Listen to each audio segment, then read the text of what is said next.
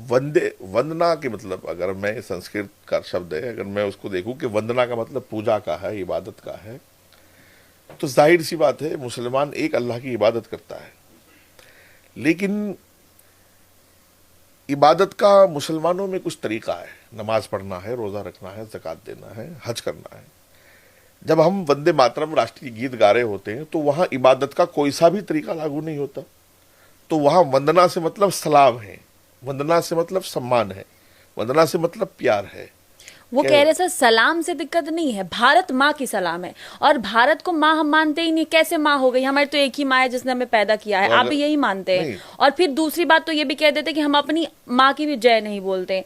आप कह रहे हैं कि माँ तुझे सलाम सलाम कर सकते हैं, लेकिन अगर ये जो तरीका है मुसलमानों का, जो ये माइंडसेट बन गया है, ये कौन भर रहा है उनके अंदर कि हम नहीं करेंगे ऐसा? देखिए हर तरह की बातें हो रही हैं, वरना वंदे मातरम जिसने गाया है तो वो भी तो यार रहमान साहब ने गाया है, वो भी मुसलमान है और बहुत पक्के मुसलमान है। जी।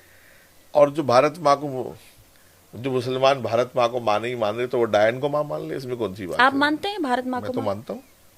मैं कह रहा हूँ ना, डायन को मान ले, शैतान को माँ मान ले, इसमें कौन सी बात है?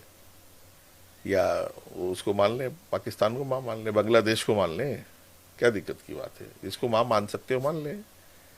और जिसको भारत माँ को माँ मानने में दिक्कत है तो वो यहाँ क्यों रहते हैं? फिर कहीं और का रास्ता ले लें। जैसे रोहिंग्या के लोग, बांग्लादेश के लोग, और बहुत लोग आ गए हैं बगैर वीज़ा के। ऐसे बगैर वीज़ा के इंडिया से जा भी सकते हैं लोग, भाग जाएं।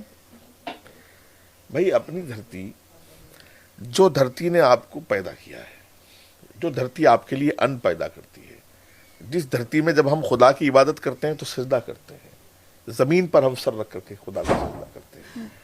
जिस धरती ने हमें अपने अंदर मरने के बाद संभाल लेना है, चाहे वो राख हो, चाहे वो मिट्टी हो, चाहे वो हम पानी में डूब कर मरे, चाहे हमें जलाया जाए या दफनाया जाए, तो दाना तो मिट्टी में है।